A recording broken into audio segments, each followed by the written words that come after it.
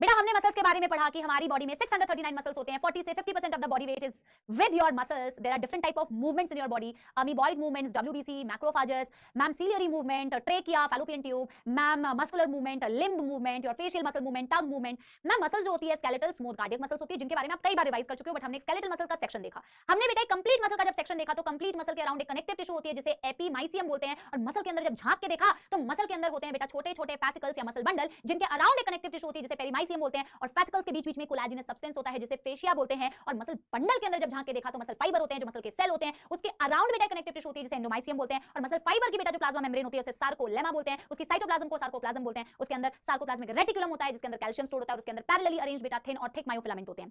Thick और thin myofilament बेटा कुछ इस तरीके से अरेंज होते हैं कि वहां पे आपको कुछ कुछ जोन देखते हैं। आई जोन का मतलब होता है आइसोट्रोपिक जोन, ए जोन या ए बैंड का मतलब होता है एनाइसोट्रोपिक बैंड। ए बैंड बेटा थिक मायोफिलामेंट की जो लेंथ होती है एक्चुअल में वही होती है O+H+O, जो माइक्रोस्कोप में डार्क दिखती है, और ए के सेंटर में से पास होता है M line. Ma'am thin filament attach होती है जेड लाइन से, विच इज इलास्टिक फाइबर, और जब आपकी थिन फिलामेंट अंदर स्लाइड करती है तो वो जेड लाइन भी मैम पास आती है। दो सक्सेसिव जेड लाइन के बीच का जो डिस्टेंस होता है उसे बोलते हैं sarcomere, functional unit of muscle. जब मसल कॉन्ट्रैक्ट करती है तो मैम थिन फिलामेंट स्लाइड होती है, तो मैम सार्कोमियर का लेंथ छोटा हो जाता है क्योंकि जेड लाइन पास आती है। मैम जब मसल कॉन्ट्रैक्ट करती है तो I band is the portion where only thin filament is seen, ma'am वो भी शॉर्ट हो जाता है, but overall A band remain same during muscle contraction.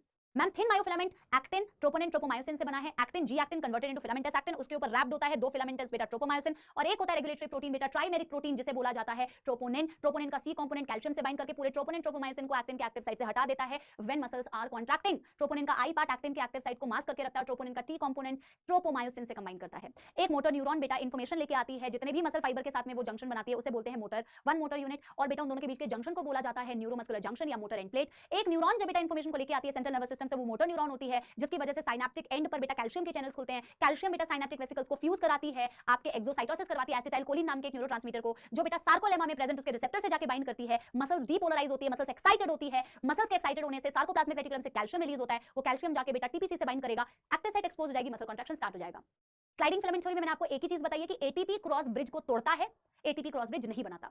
Cross bridge जब बनता है तो मायोसिन का हेड एक्टिन से जुड़ता है, और जब एक्टिन अंदर को स्लाइड करता है तो मायोसिन की हेड में रोटेशन होती है। Red muscle fibre, white muscle fibre, I don't think उसको रिवीजन कराने की जरूरत है, वो आपने बेटा पढ़ लिया है। अमित भाई सिलेबस का पढ़ ले, ठीक है, तब डॉक्टर बनेगा।